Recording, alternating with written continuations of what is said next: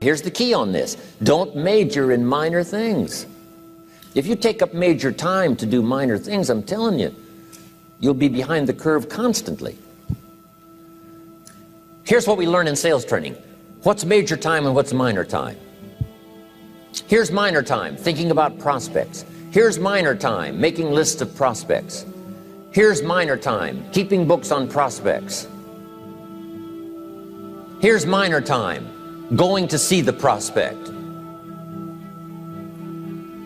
Here's minor time, evaluating the prospect after you've been there. That's all minor time. Here's major time, in the presence of the prospect. That's major time. And if you took a look, if you're in sales and you took a look at a week, you'd say, my gosh, I'm spending 90% of my time on the minor stuff and so little time on the major stuff in the presence of.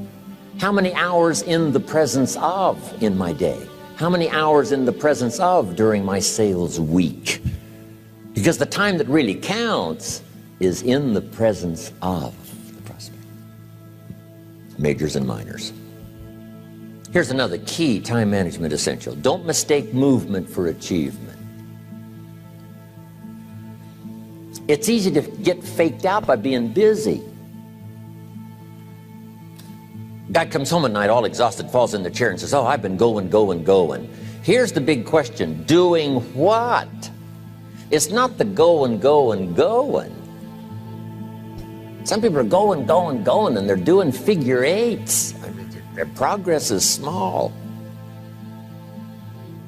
So don't mistake movement for achievement. Here's another one in sales we learned. Don't mistake courtesy for consent. If somebody's pleasant and they nod, you say, oh, they're going to buy. No, they're courteous. You can't mistake courtesy for consent.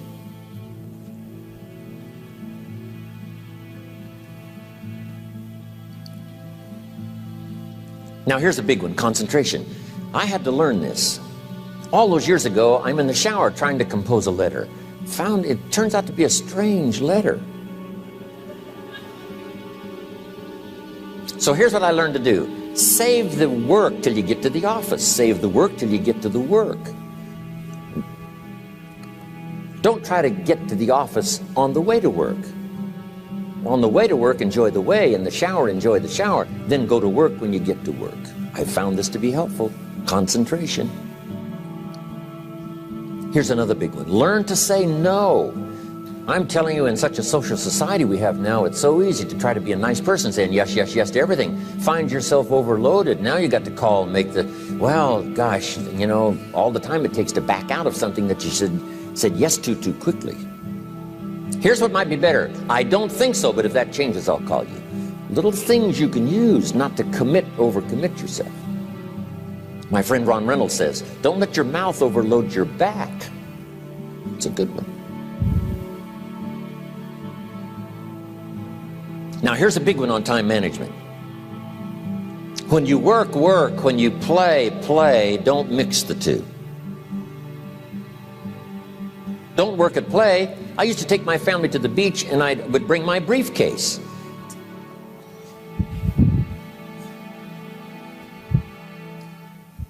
I learned not to do that. Or at the beach, I'm saying I should be at the office.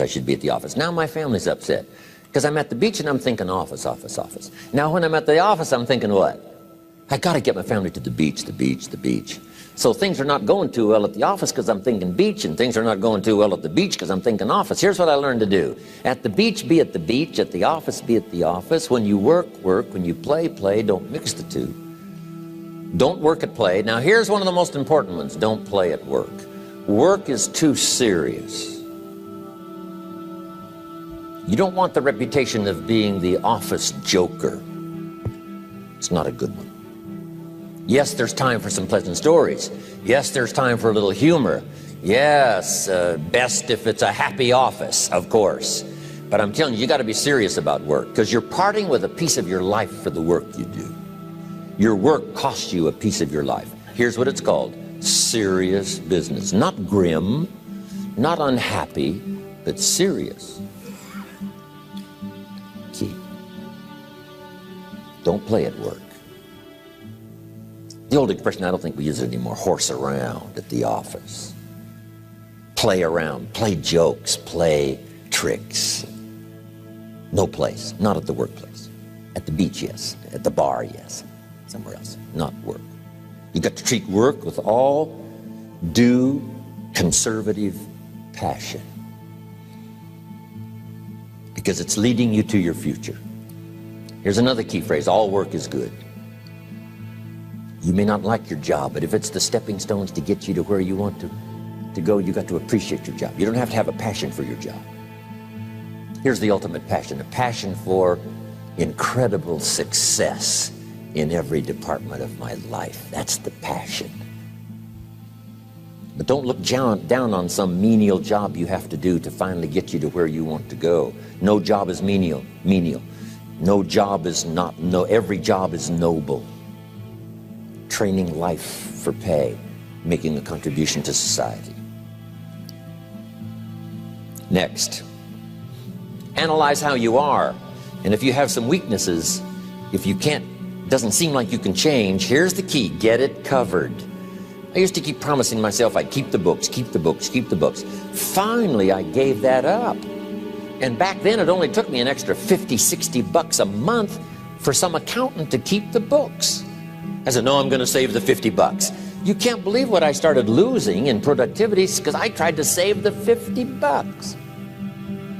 So the key is, a lot of the time you can stay like you are, but just make sure you get it covered.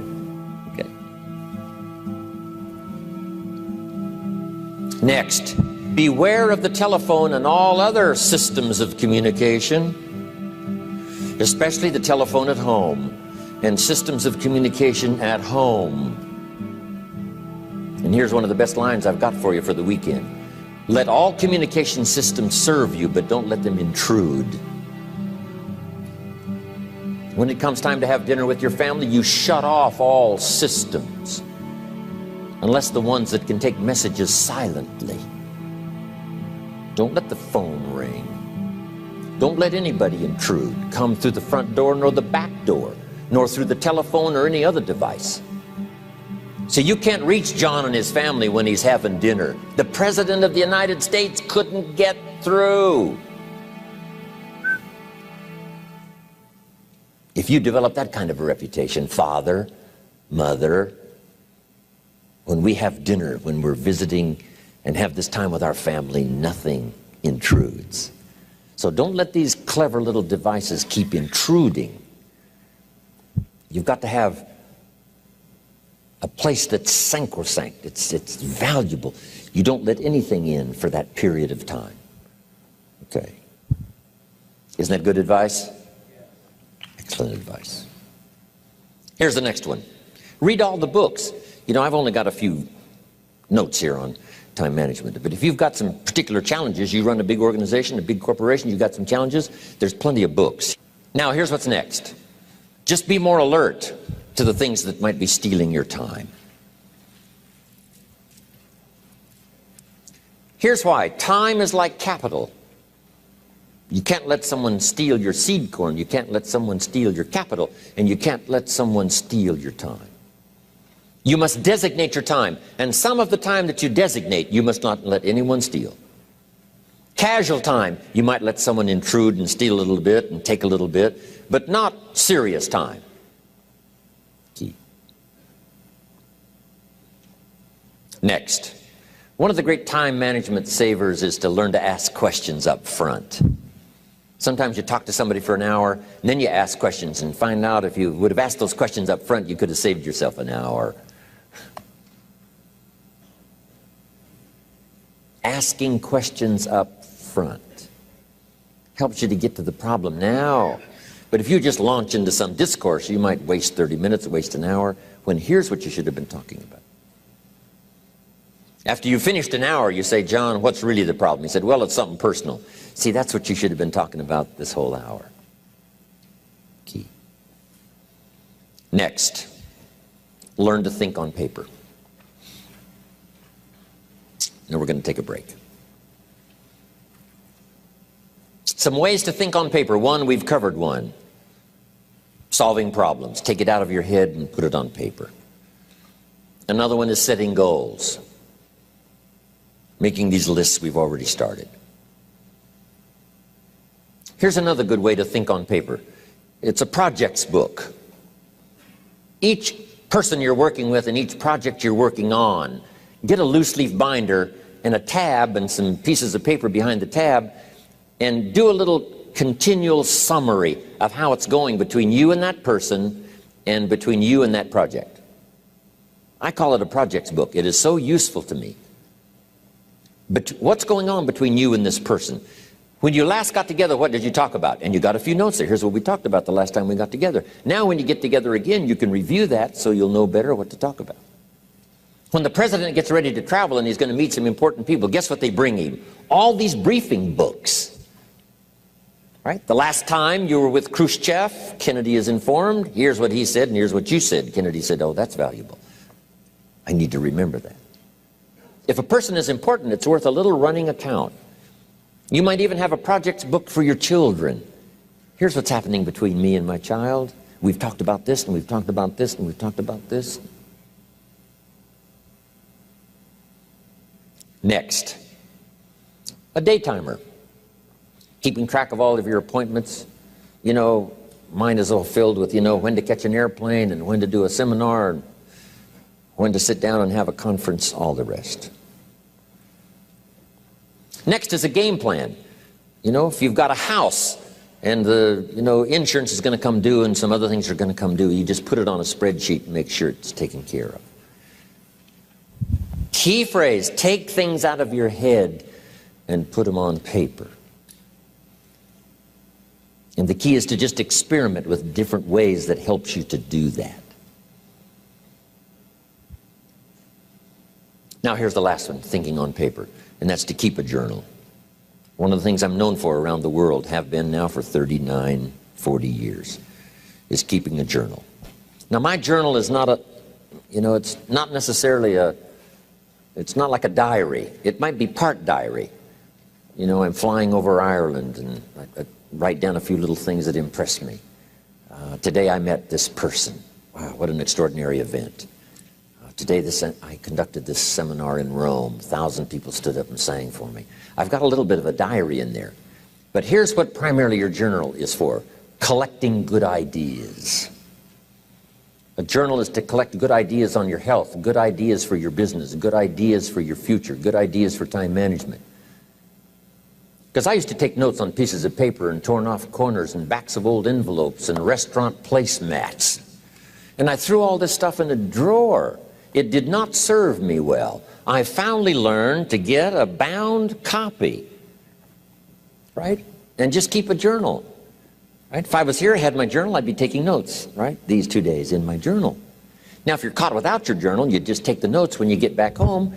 You put those notes in your journal, throw the paper away. Because we don't usually go through paper to review. But see, my journals now make up a significant part of my own library. My journal's all reserved privately for my children and my grandchildren. Can you imagine what I've collected over the years? It's unbelievable. There are 3 treasures to leave behind. I think you've already got those notes, right? Here they are. Number 1, your pictures. Don't leave the event unrecorded. It takes only a fraction of a second to say, here's who I was with. When I travel the world, right? We take all these pictures, and here's one of the gifts. People send me the pictures they took of me and them. It's part of the treasures I have on the farm.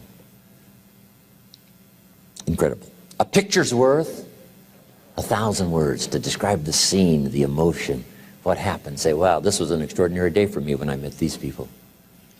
Here's what they told me happened to them when they went to my seminar 10 years ago. Wow, the drama comes back if you've taken the pictures. It's one of the treasures to leave behind when you go. Remember the old photographs that we have now of, 100 years ago, 70, 80 years ago, just a few photographs? What would it be like if you had thousands of photographs of the past, of your history, your mother, your father, right? Grandparents? So change all of that now for your children. Leave all your photographs as a record Here's what's next to leave behind, and that's your library. The books that changed your life, the books that changed your health, the books that rescued you from oblivion, the books that you passed on to other people, they were so exciting for you, the books that made you financially independent, the books that developed your leadership, the books that gave you wisdom to ponder when things were tough, the books that got you through the winter, the books that helped you to plant in the spring and harvest in the fall. What a treasure to leave behind. If you do that, here's what's for sure. Your books will be more valuable than your furniture.